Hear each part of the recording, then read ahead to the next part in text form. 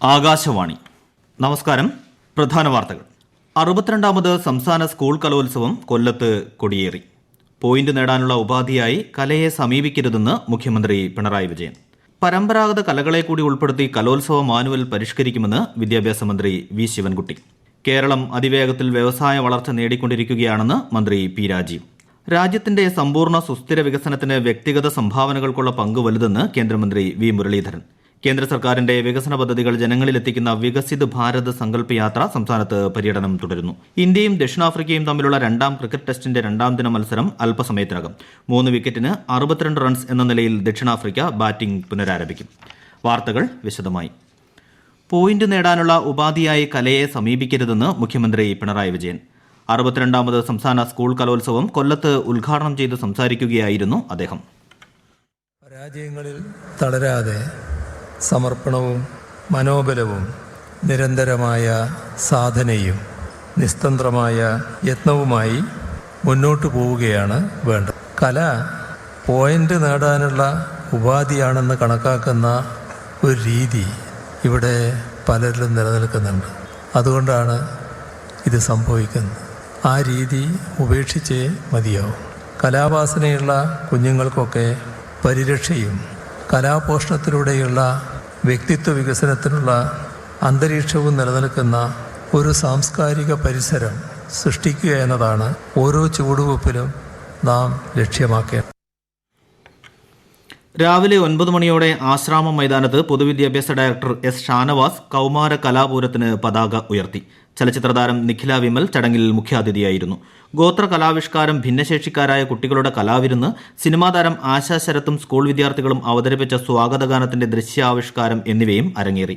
High school വിഭാഗം പെൺകുട്ടികളുടെ മോഹിനിയാട്ട മത്സരത്തോടെയാണ് ആശ്രാമത്ത് അരങ്ങ് ഉണരുന്നത്. 239 ഇനങ്ങളിലായി 14,000 വിദ്യാർത്ഥികൾ മേളയിൽ മാറ്റുരയ്ക്കും. കലോത്സവത്തിന്റെ സമാപന സമ്മേളനം തിങ്കളാഴ്ച പ്രതിപക്ഷ നേതാവ് വി ഡി സതീശൻ ഉദ്ഘാടനം ചെയ്യും. നടൻ മമ്മൂട്ടിയാണ് സമാപന സമ്മേളനത്തിലെ മുഖ്യാതിഥി. അടുത്ത വർഷം സ്കൂൾ കലോത്സവം മാനുവൽ പരിഷ്കരിക്കുമെന്ന് വിദ്യാഭ്യാസ മന്ത്രി വി ശിവൻകുട്ടി പറഞ്ഞു. കൊല്ലത്ത് സംസ്ഥാന സ്കൂൾ കലോത്സവ ഉദ്ഘാടനത്തിൽ സംസാരിക്കുകയായിരുന്നു മന്ത്രി. പരമ്പരാഗത കലകളിൽ പലതും മത്സര ഇനങ്ങളിൽ ഉൾപ്പെടുന്നില്ല. അവ ഉൾപ്പെടുത്താൻ ശ്രമിക്കും. പല കുട്ടികളും വളരെ ബുദ്ധിമുട്ടിയാണ് മത്സരത്തിൽ പങ്കെടുക്കുന്നത്. അവർക്ക് ഗ്രേസ് മാർക്ക് ഉറപ്പാക്കും. പഠനത്തോടൊപ്പം കലാകായിക രംഗത്തും സജീവമാകുമ്പോഴാണ് കുട്ടികൾ പൂർണ്ണ വിദ്യാർത്ഥികളാകുന്നതെന്നും മന്ത്രി പറഞ്ഞു. കേരളം അതിവേഗത്തിൽ വ്യവസായ വളർച്ച നേടിക്കൊണ്ടിരിക്കുകയാണെന്ന് മന്ത്രി പി രാജീവ്. 1000 സംരംഭങ്ങളെ വളർച്ചയുടെ ഘട്ടത്തിലേക്ക് ഉയർത്തുന്ന മിഷൻ 1000 പദ്ധതിക്ക് സംസ്ഥാനത്ത് തുടക്കമായി. തിരുവനന്തപുരത്ത് മന്ത്രി പി രാജീവ് പദ്ധതി ഉദ്ഘാടനം ചെയ്തു. വ്യവസായ രംഗത്ത് വൻ മാറ്റങ്ങളാണ് വരുന്നത്. 100 കോടി ശരാശരി വിറ്റുവരവുള്ള 1000 സംരംഭങ്ങൾ കേരളത്തിൽ ഉണ്ടാക്കുമെന്ന സർക്കാരിന്റെ ഉറപ്പ് അടുത്ത ഘട്ടത്തിലേക്ക് കടക്കുകയാണെന്നും മന്ത്രി പറഞ്ഞു.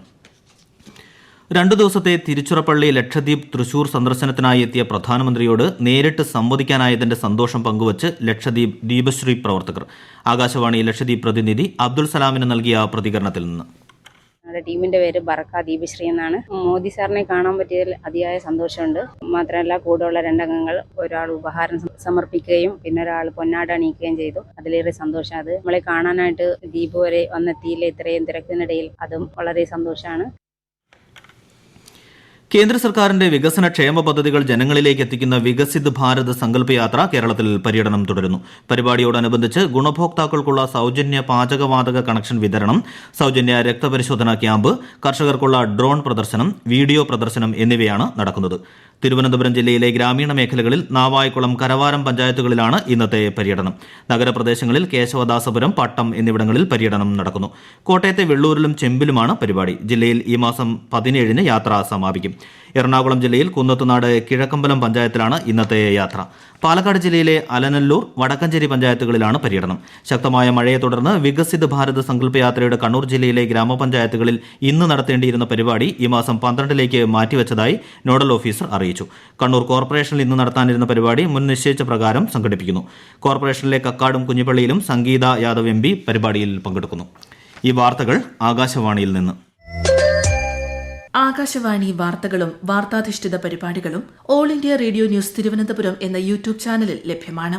കൂടുതൽ വാർത്തകൾക്കായി @AllIndiaRadioNews തിരുവനന്തപുരം എന്ന ഫേസ്ബുക്ക് പേജും @AERnews_TVM എന്ന X ഹാൻഡിലും സന്ദർശിക്കാം. രാജ്യത്തെ സമ്പൂർണ്ണ സുസ്ഥിര വികസനത്തിന് വ്യക്തിഗത സംഭാവനകൾക്കുള്ള പങ്ക് വലുതാണെന്ന് കേന്ദ്രമന്ത്രി വി മുരളീധരൻ.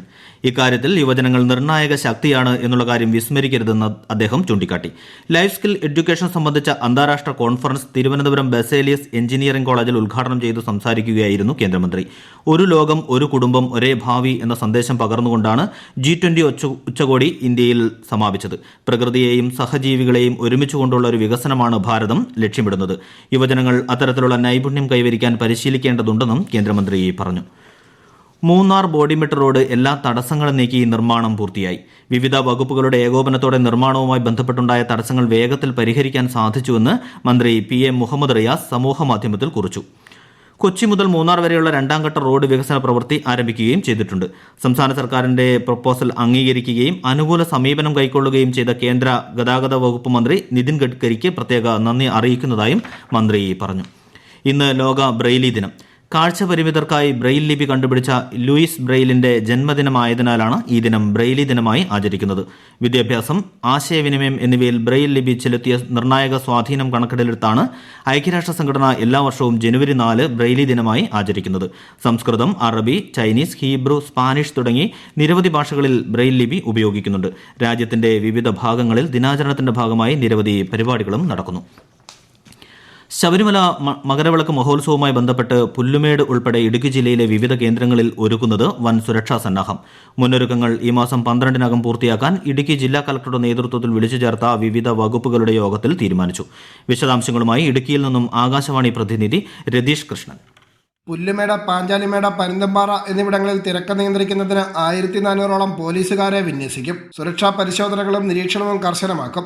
കുമ്മളി ഡിപ്പോയിൽ നിന്ന് വള്ളക്കടവ് കോഴിക്കാനം റൂട്ടിൽ KSRTC 65 സർവീസുകൾ നടത്തും. 6 സെന്ററുകളിൽ അഗ്നിരക്ഷാസേനയെ നിയോഗിക്കും. 14 പോയിന്റുകളിൽ വാട്ടർ ടാങ്കുകൾ സജ്ജീകരിച്ച് കുടിവെള്ളം ലഭ്യമാക്കും. പരുന്തമ്പാറ, പുല്ലുമേട് എന്നിവിടങ്ങളിൽ സുരക്ഷാ ക്രമീകരണങ്ങളുടെ ഭാഗമായി ബാരിക്കേഡ് നിർമ്മിക്കും. വിവിധയിടങ്ങളിൽ പൂർണ്ണസജ്ജരായ ഡോക്ടർമാർ അടങ്ങുന്ന മെഡിക്കൽ ടീം, ആംബുലൻസുകളുടെ സേവനം എന്നിവയും ഉണ്ടാകും. ആയുർവേദ, ഹോമിയോ വകുപ്പുകളും മെഡിക്കൽ ടീമുകളെ സജ്ജമാക്കും. ഇന്ത്യയും ദക്ഷിണാഫ്രിക്കയും തമ്മിലുള്ള രണ്ടാം ക്രിക്കറ്റ് ടെസ്റ്റിന്റെ രണ്ടാം ദിവസത്തെ മത്സരം അല്പസമയത്തിനകം ആരംഭിക്കും. രണ്ടാം ഇന്നിംഗ്സിൽ 3 വിക്കറ്റ് നഷ്ടത്തിൽ 62 റൺസ് എന്ന നിലയിലാണ് ദക്ഷിണാഫ്രിക്ക. ആദ്യ ഇന്നിംഗ്സിൽ 55 റൺസിന് ടീം പുറത്തായിരുന്നു. മറുപടി ബാറ്റിംഗിന് ഇറങ്ങിയ ഇന്ത്യ 153 റൺസിന് പുറത്തായി. ഇന്ത്യയ്ക്ക് നിലവിൽ 36 റൺസിന്റെ ലീഡുണ്ട്. കണ്ണൂർ ജവഹർ സ്റ്റേഡിയത്തിൽ നടക്കുന്ന രണ്ടാംഘട്ട കേരള പ്രീമിയർ ഫുട്ബോൾ ലീഗ് മത്സരത്തിൽ വയനാട് യുണൈറ്റഡ് FC കേരളയെ ഏകപക്ഷീയമായ 1 ഗോളിന് പരാജയപ്പെടുത്തി.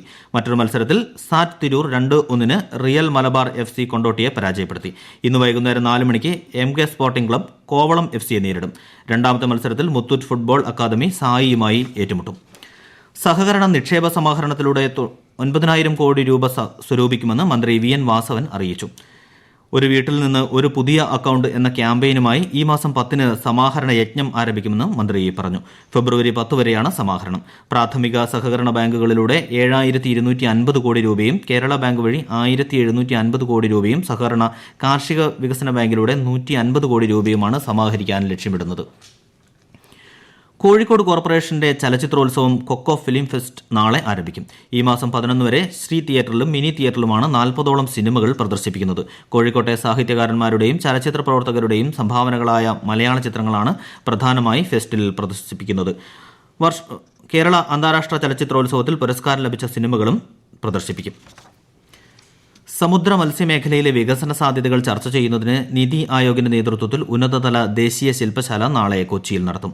നിതി ആയോഗ്, കേന്ദ്ര സമുദ്ര മത്സ്യ ഗവേഷണ സ്ഥാപനം, സംസ്ഥാന ഫിഷറീസ് വകുപ്പ് എന്നിവർ സംയുക്തമായാണ് പരിപാടി സംഘടിപ്പിക്കുന്നത്.